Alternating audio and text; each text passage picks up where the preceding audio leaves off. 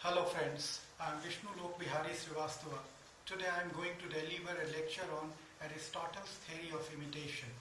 In order to understand Aristotle's theory of imitation, we need to throw a cursory glance over Plato's theory of imitation, because Aristotle's theory of imitation is the outcome of the stern opposition of Plato's theory of imitation. Both Plato and Aristotle supplied an identical definition of imitation, saying that art is an imitation of nature.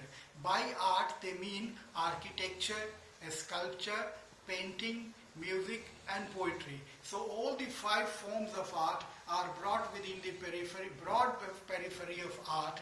So when we talk about art, we mean all the five forms of art which are brought within the periphery of art. So Aristotle was a stern opposition, had developed a stern opposition with Plato's theory of imitation. Actually, Plato had developed a great sense of affection for the poetry of Homer and Hesiod in his childhood days, and he was a great admirer of Homer's Iliads and Odyssey. But when the question of giving a go-ahead to poets or the artists into his ideal society cropped up to his mind, he outright rejected any place for the artists or the poets into his ideal society, because they fail to come to his expectations, and besides that they don't add anything substantial for the development of society. They don't provide or create anything original. Rather, they are mere imitators, and therefore they don't have anything substantial, anything original or anything specific to communicate to the people, and therefore the ideas communicated by the poets do not serve any purpose at all for the people of an ideal society. Therefore poet doesn't show any faith in the poets, and he outright rejected any place for the poets in an ideal society. Actually, he rejected poets on various grounds. Firstly, he insisted that he had noticed that gods and goddesses have been indulged or have been portrayed as indulged in the same immoral activities as the human beings are doing. They are indulged in fighting. They are fighting either in this way or the other way, and they are used to, or they are indulged in all sorts of mechanisms, all sorts of strategies, even the foul plays, in order to win the game. And that's why the difference between the line of demarcation, or the widening difference between God and man God and human beings was narrowed. They were indulged in the same practices. So Plato feared that if the gods and goddesses are depicted indulging in immoral activities, the faith on God and goddesses might be vanished, and therefore the people will no longer repose faith in the power of God, and that's why he decided not to give a go-ahead to the poets. Besides that, Plato had dreamt of an utopia, and he had dreamt of three categories of people in an ideal society. The philosopher will take the role of a king, and besides that, warrior will be there. This section will provide a safety to the society, security of the society, to ensure the security of the border. That will be the responsibility which will be inflicted upon the warriors. And besides that, there is a third group, which is producers. They will produce the products, and which will help the rest of the communities to thrive properly. So he has dreamt of these three groups, and besides that, he didn't show any faith in any other group besides these two groups, and therefore poets were automatically rejected. Plato was also of the opinion that poets had a magical quality. They have the quality to lure people, to tempt people, and that's why with the help of these qualities they try to just attract people towards them, and that's why we should keep ourselves away from the poet in order to see that we do not get ensnared into their net spread out by the poets. Finally, Plato was the exponent of idealist philosophy. By idealist philosophy, we mean that Plato was of the opinion that the idea of every worldly objects is there in the hands of the supreme authority. So he is of the opinion that the entirely worldly objects, the living and non-living objects, are the reflection of that supreme authority.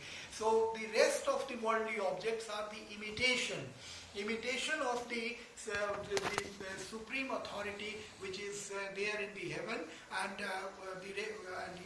the entire worldly objects are the reflection. He is of the opinion that the worldly objects are thrice removed from the reality. For example, he has given the example of a carpenter.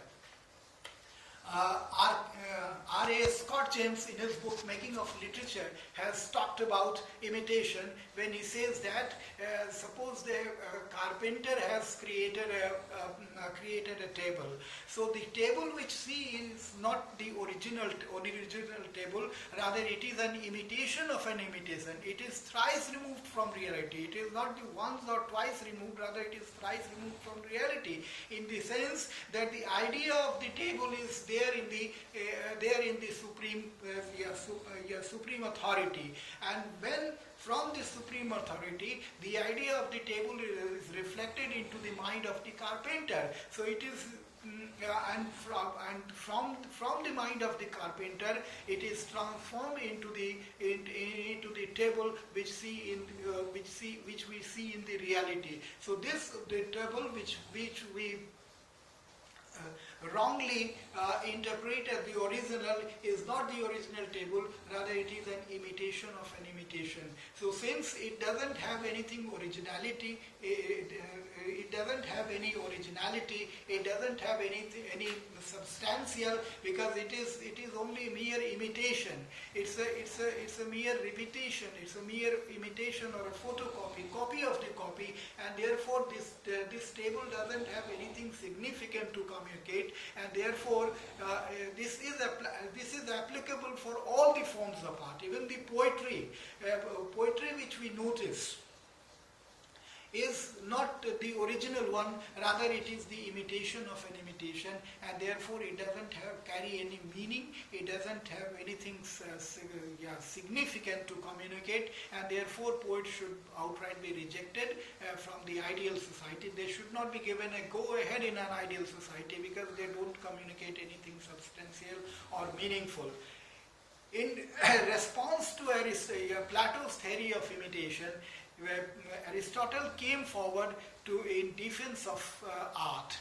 He was of the opinion, he gave the same definition of poetry, saying that art is an imitation of nature, but he made certain modification, he gave certain twist to his definition, saying that art is not, it's a fact that it is an imitation of nature, but in course of imitation, the poet adds something new, something specific, some specific ideas are incorporated into the imitation, into the object of imitation, and therefore it no longer remains mere imitation that Plato had earlier said.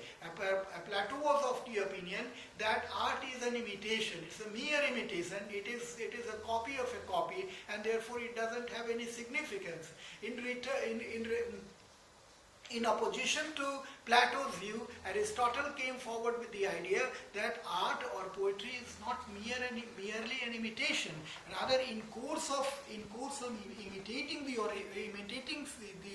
original idea, the poet adds something new with the help of his imagination. The poet Aristotle was of the opinion that the poet or the artist is gifted with an imaginative faculty and which differentiates himself, which dissociates himself from a mere imitator. So in course of imitating the original object, he adds something new to his own object, to his own creation, and in this way his creation acquires a new shape. It no longer remains a mere imitation, rather it acquires a new shape, it becomes a new object.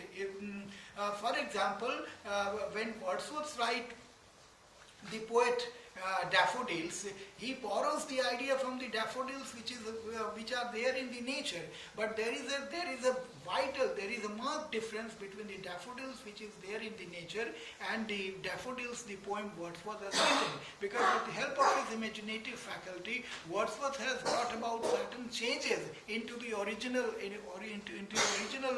daffodils which is available in nature, and therefore we need to study, we need to go through the daffodils poem written by Wordsworth because of the certain specific qualities, because of certain speciality which is associated with this poem, and in this way it should not be outright rejected, rather it does have a meaning, it does have a significance. Even Coleridge in his book Biographia Literaria there is a chapter in his book Fancy and Imagination, and in this chapter he has made clear that poet is blessed with imagination.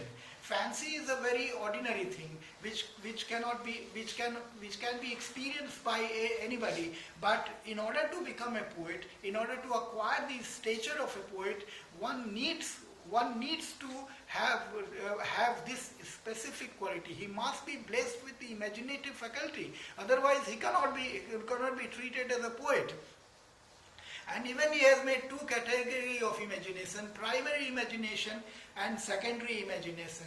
So those who are blessed with secondary imagination can be treated as a poet. Even in Indian aesthetics, poets are considered as creator, and they are considered next to God.